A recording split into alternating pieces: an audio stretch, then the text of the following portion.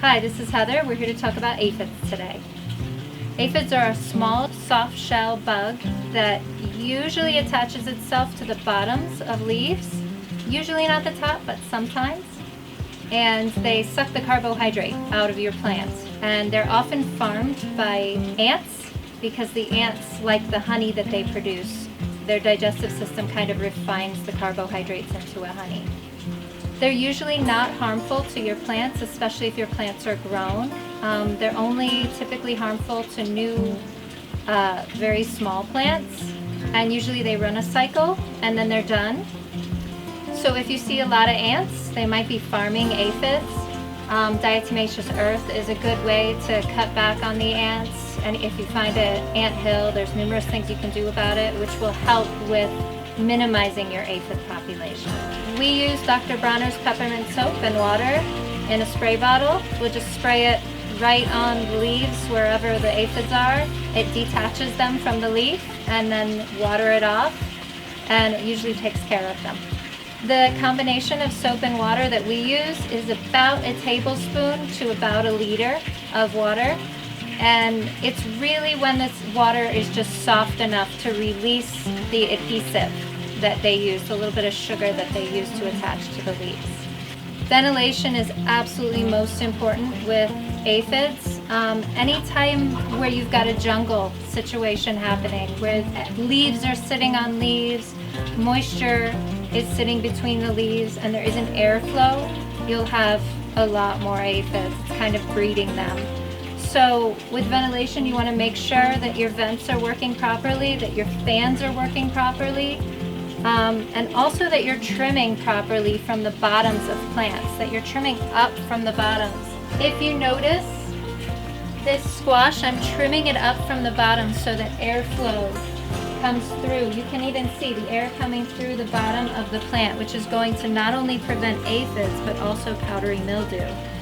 So definitely any place you see where leaves are sitting on, like wood siding, that kind of thing, those are the places that aphids are going to happen.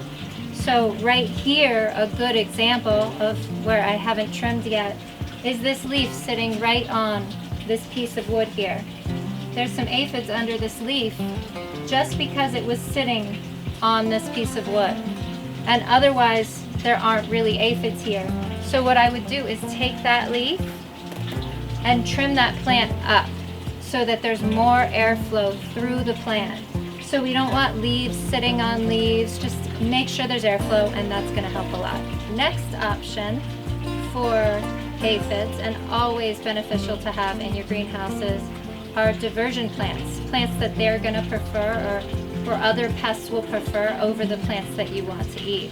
So we plant a lot of nasturtiums here, not just because they're edible and beautiful, but also because aphids are nuts about them.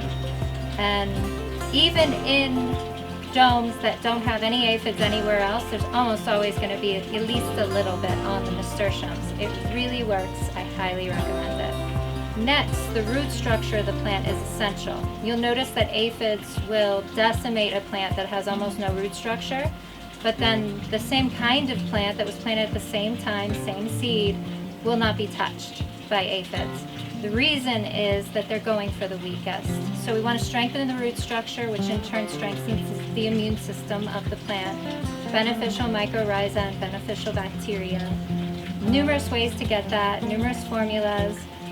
For more details, refer to the pill bug video, and highly recommend that in any growing space. And finally, beneficial insects. We all know about ladybugs. Their larvae are just aphid munching machines. And we have used them here. We've brought ladybugs in for the aphids, and we have little alligators all over the place now taking care of business. Again, highly recommended. If your dome is healthy and you keep your soil healthy and your plants healthy, it's a one-time installation of ladybugs. They multiply every year and they're magically there when you need them. I know aphids and all these pests can be super frustrating. Don't be overwhelmed. You can overcome all of it with the right techniques. We're here to help. You can email me here. If there's anything in this video that wasn't enough, please contact us. We're here to help.